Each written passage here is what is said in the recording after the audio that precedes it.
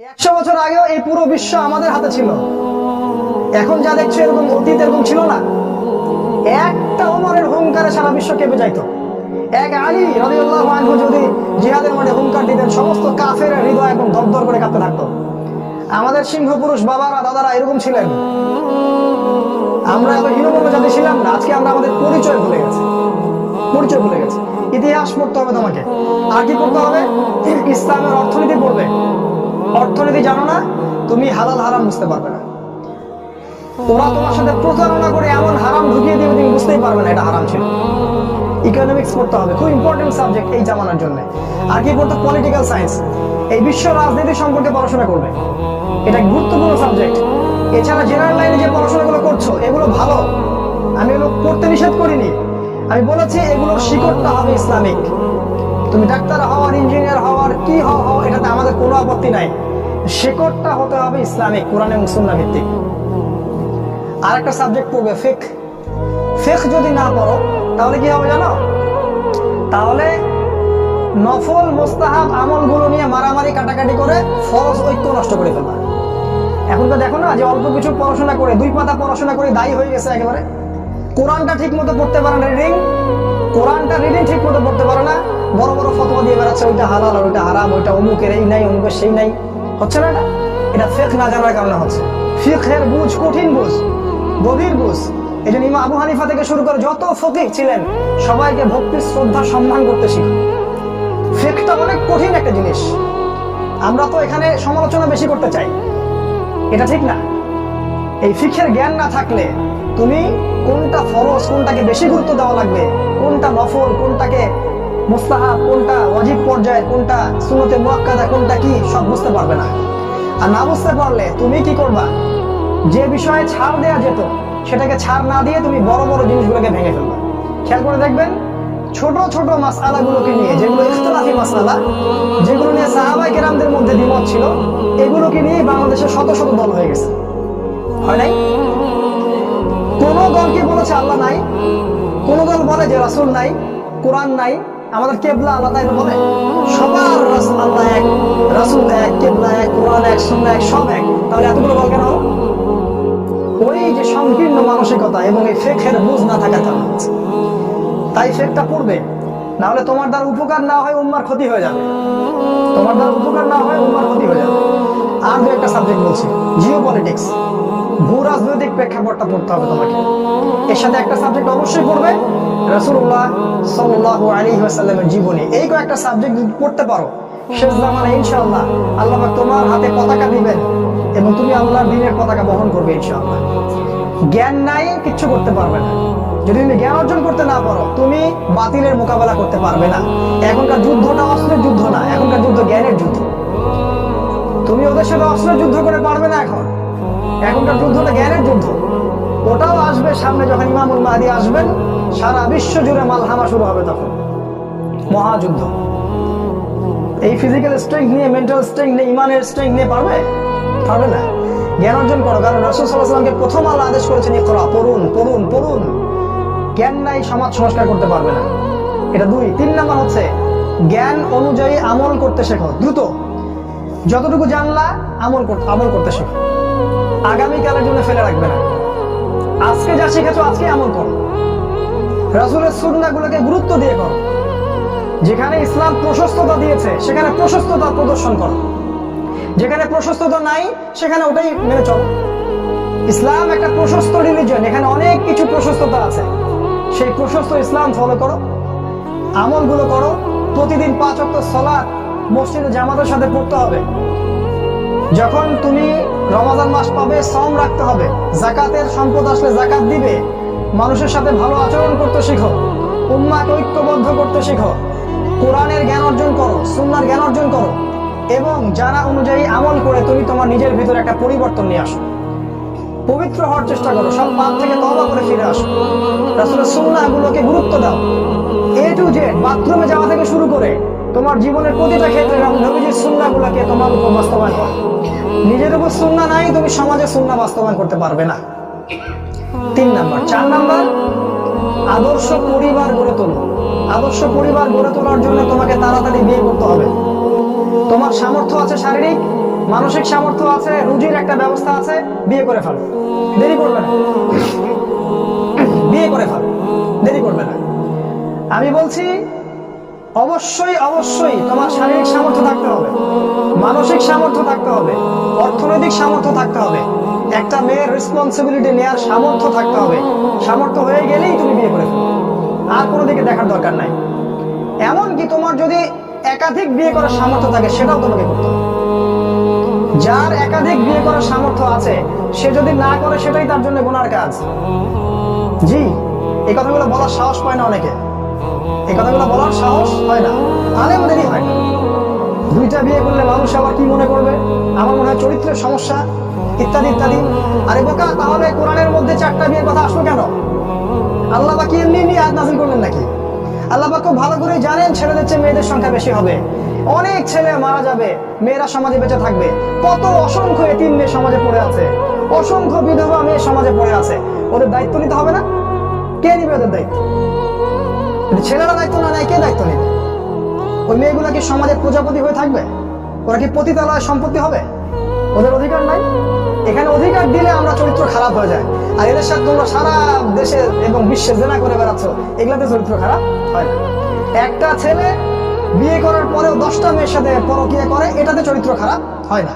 কিন্তু যদি আরেকটা বিয়ে করে তখন সমাজের মানুষ তাকে বাঁকা চোখে দেখা শুরু করে। এটা জাহিলিয়াত, এটা পুরো সম্পূর্ণ মক্কার জাহিলিয়াত চলছে। দ্রুত বিয়ে করো, বিয়ে করে আদর্শ পরিবার গঠন করবে।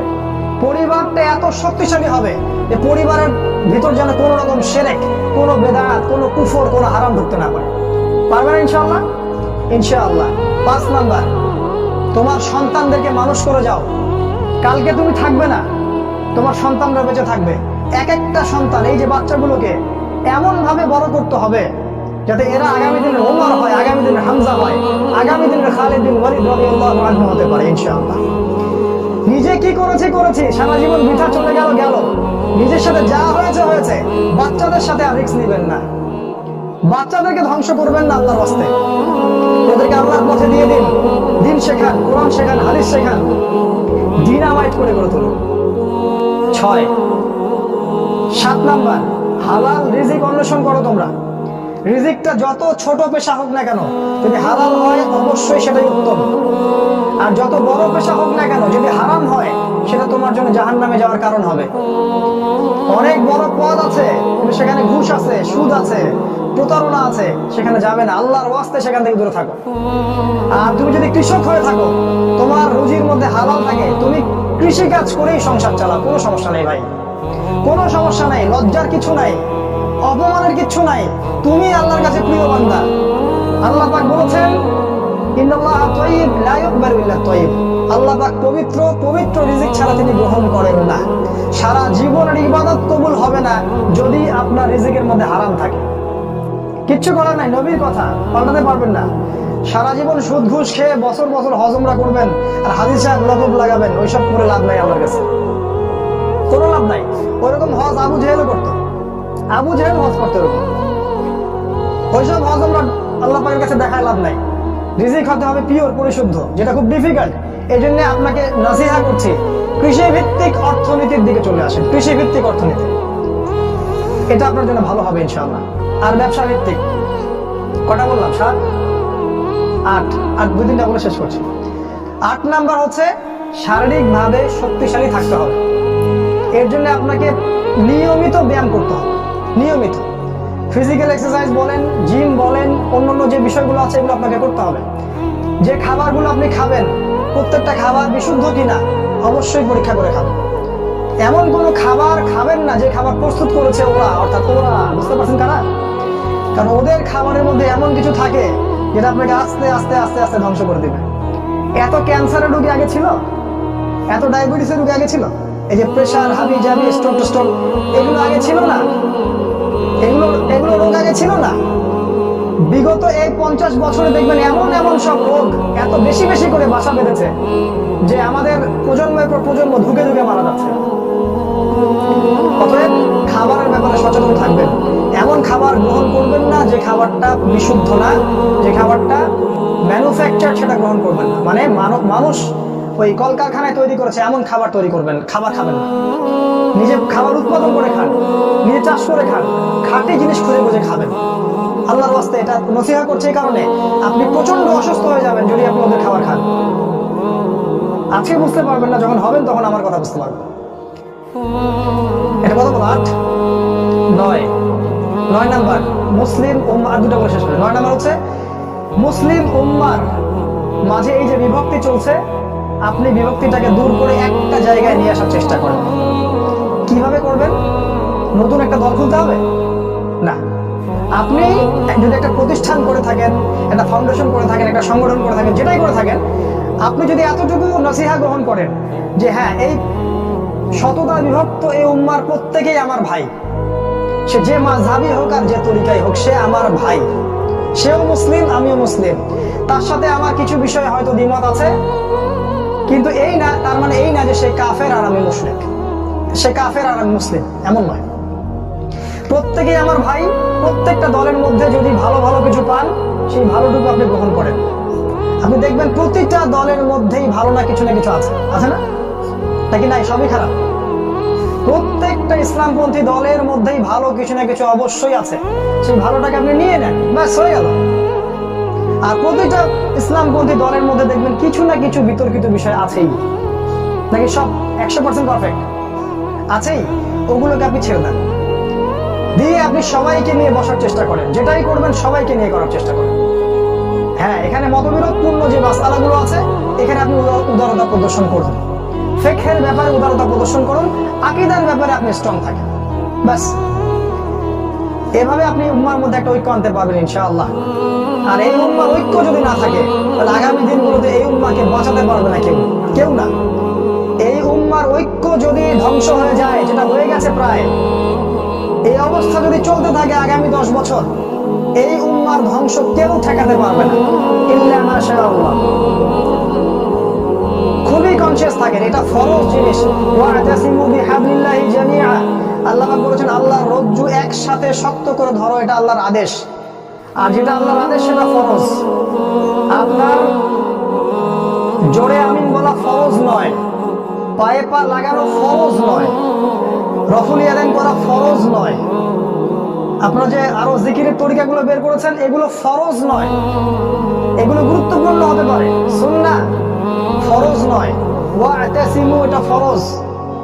আল্লাহর রজ্জু শক্ত করে একসাথে ধরে থাকো, এটা ফরজ।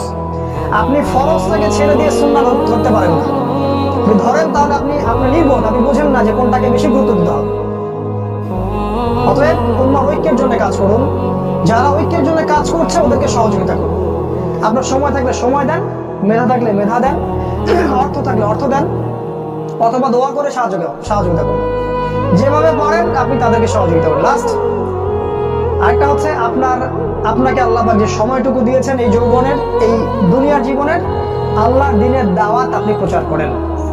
আপনার মধ্যে যতটুকু ইলম কালাম আছে, বাল্লিগু আন্নী ওয়ালাউ আয়া, একটা আয়াতও যদি জানো আমার পক্ষ থেকে প্রচার করে দাও। প্রতিটা দিন আপনি আল্লাহর পথে দাওয়াতের জন্য লেগে পড়েন। ফুল টাইম দায়ী হতে বলছি না আমি, পার্ট টাইম দায়ী হয়ে যান।